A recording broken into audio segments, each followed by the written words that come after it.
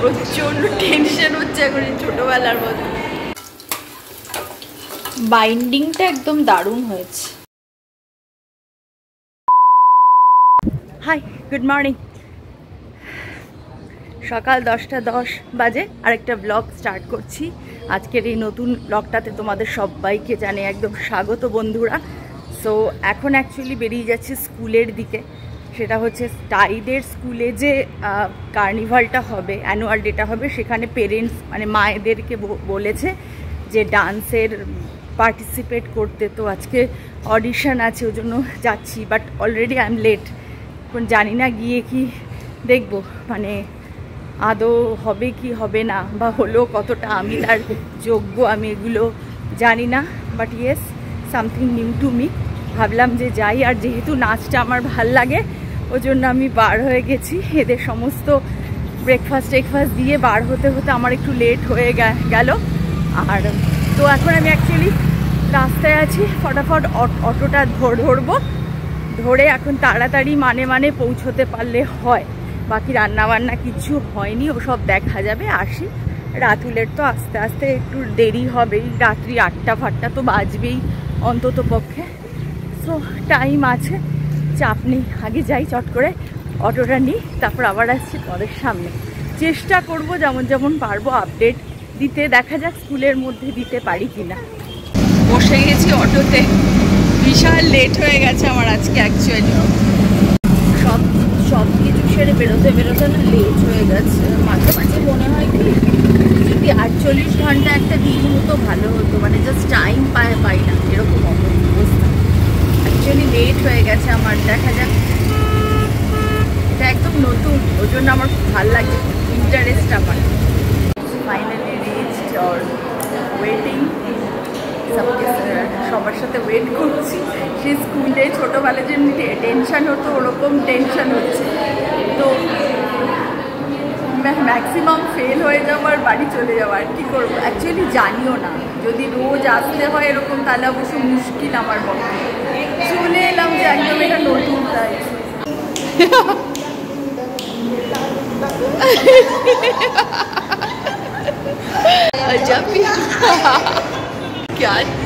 প্রচন্ড টেনশন হচ্ছে এখন ছোটবেলার মতো।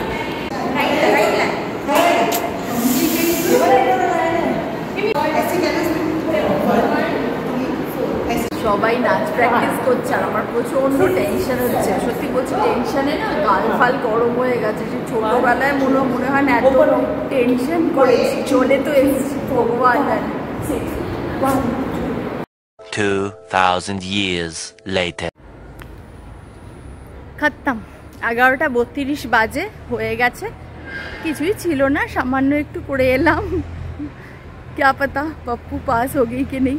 এনিওয়ে, তো আসলে এতক্ষণ একটু আড্ডা দিয়ে দিচ্ছিলাম। ওর হয়ে যায় না, এলে সবার সাথে একটুখানি নতুন সমস্ত বন্ধুবান্ধব হয়ে গেলে একটুখানি কথাবার্তা, মজা, হাসি ঠাট্টা এই সমস্ত হচ্ছিল। এবারে যেতে হবে, 11:30 বেজে গেছে। ঘরে গিয়ে সবই তো আছে পড়ে, জানোই তো। তো এবারে যাচ্ছি, অটো ধরবো, ধরে বাড়ি। বাট অনেস্টলি না হলেই ভালো হয় আমার, কারণ হলে রেগুলার এসে প্র্যাকটিস করাটা এত দূর থেকে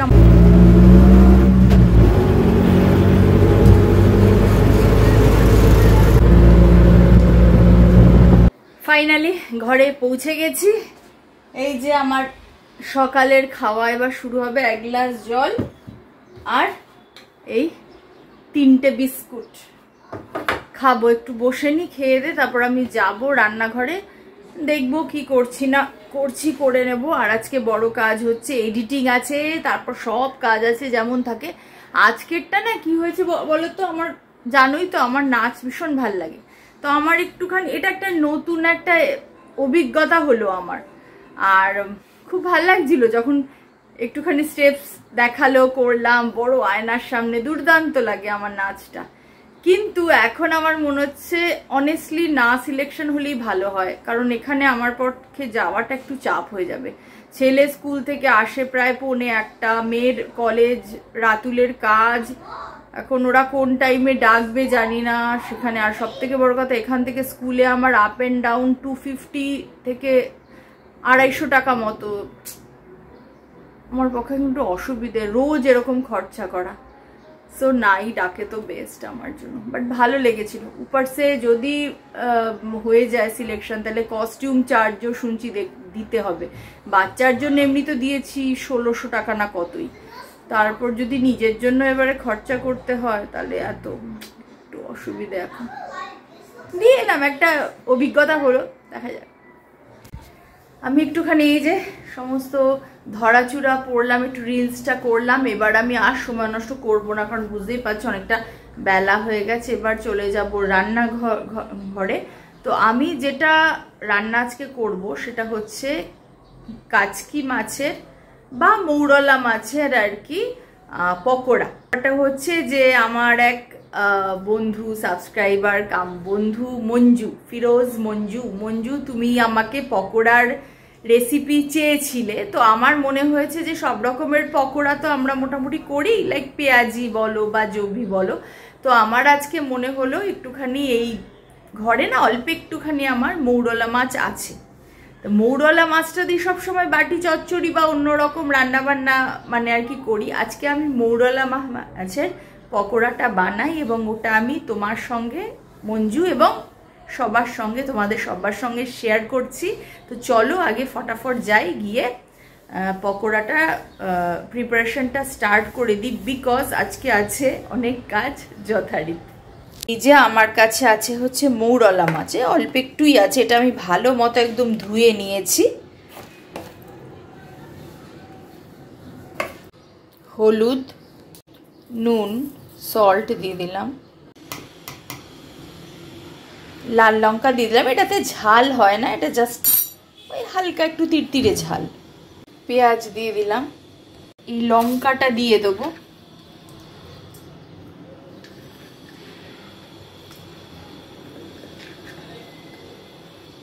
রসুন আমি 2 কোয়াই দেবো এর মধ্যে, কেননা রসুনের গন্ধটা যেন ওভার পাওয়ার না করে নেয়। রসুনটাকে কুচিয়ে নিয়েছি। দিয়ে দিচ্ছি রাইস ফ্লাওয়ার, চালের এটা পাউডারটা আমি ইচ্ছে করে একটুখানি বেশি দেবো, বেশ সুন্দর ক্রিস্পি হয় খেতে, না ভীষণ ভাল লাগে। একটা ডিম, বেসন, ময়দা 1 চামচ মতো দিলাম। আর যেটা আমি দেব সেটা হচ্ছে অবশ্যই একটুখানি চিনি, বিকজ আমি সবসময় নুন আর মিষ্টির প্রপোর্শনেরটা আমার ভালো লাগে আর কি খেতে, তো ব্যালেন্স হয়। এবার আমি এই ব্যাপারটাকে পুরোটা মেখে নিচ্ছি। পেঁয়াজের মধ্যে জল আছে, প্লাস ডিমেও তো মানে ডিমটা ওরকম, ওজন্য আমি আলাদা করে আগে জল দিচ্ছি না। আর এই মাখাটা একদম হালকা হাতে হবে, কেননা মাছগুলো যাতে ভেঙে না যায় আর কি। এই যে মাখা কিন্তু আমার একদম হয়ে গেছে। এবার আমি এটাকে ঢেকে রেখে দেবো ফ্রিজে।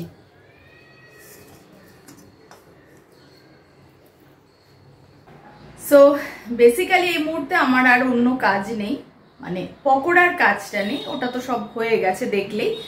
এবারে আমি অন্যান্য আমার আজকের যা রান্নার প্ল্যান আছে ওটা করি এবং করতে করতে লাইভে যাই, এবং সমস্ত কিছু হয়ে গেলে তারপরে আজকে কি কি রান্না করলাম ওগুলো শেয়ার করব এবং পকোড়াটাও শেয়ার করব ভাজার সময়।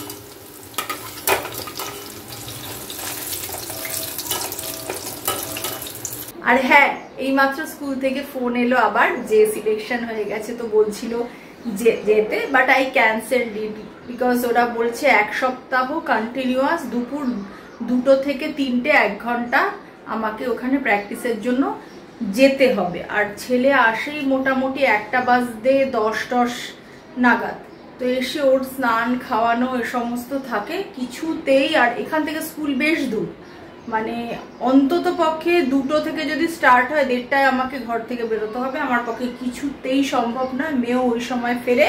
সো ইচ্ছে থাকলেও আমি এটা অ্যাটেন্ড করতে পারলাম না, বাট একটা এক্সপিরিয়েন্স হলো যে স্কুলে গেলাম, 5 জন পেরেন্টসের সঙ্গে দেখা হলো। যেহেতুটাই বাসের স্টুডেন্ট, সেহেতু আমার প্র্যাকটিক্যালি কোনো মানে মায়েদের সঙ্গে দেখা হয় না। তো এই সূত্রে দেখা হলো, ফোন নাম্বার এক্সচেঞ্জ হলো, বন্ধু হলাম, গল্প করলাম। এবং অফকোর্স ওদের ডান্স রুমটা আমার দেখে ভীষণ ভালো লাগলো। সে বিশাল বড় আয়না, ঠিক যেমনি হয় অ্যাকচুয়ালি। তো ওর ওইরমভাবে সামনে একটুখানি নাচ করা, এগুলো সব আমার অভিজ্ঞতার ঝুলিতে অ্যাড হলো, এগুলোই আমার পাওনা।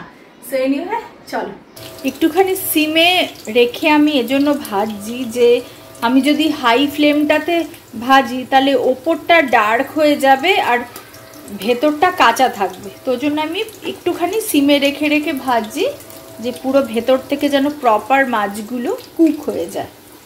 এবং যখন অলমোস্ট কুক হয়ে যাবে তখন আমি ফ্লেমটা হাই করে দেব।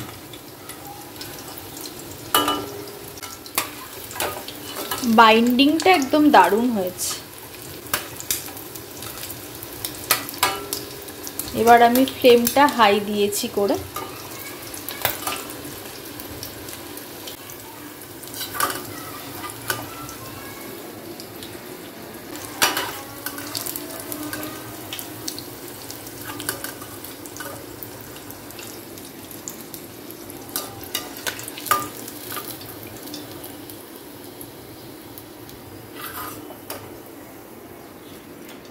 গুড আফটারনুন বন্ধুরা, এসে গেছি আজকে লাঞ্চ থালি নিয়ে। ভাত, এইটা হচ্ছে ডিমটাকে ভাপিয়ে ধোকার মতো করে তারপরে মাংসের মতো একদম কষিয়ে তৈরি করেছি। আর আজকের যেটা স্পেশাল সেটা হচ্ছে আজকে একদম চিমচাম, এটা হচ্ছে মৌরলা মাছের পকোড়া। দেখো মাছগুলো পুরো দেখা যাচ্ছে, মানে প্রচণ্ড টেস্টি টেম্পটিং একটা ব্যাপার। একঘেয়ে সবসময় মৌরলা মাছ খাই, তো আজকে ভাবলাম একটুখানি অন্যরকম করি, এটা নিয়ে চলে এলাম। এই হচ্ছে আমার আজকের তো আলটিমেটলি লাঞ্চ মেনু। কেমন লাগলো বন্ধুরা কমেন্টে কিন্তু অবশ্যই জানিও। বাস, তো আমার লাঞ্চ একদম রেডি, এবারে খাওয়ানোর পালা। তো বন্ধুরা শেষ করছি এখনকার মতো ব্লগটা।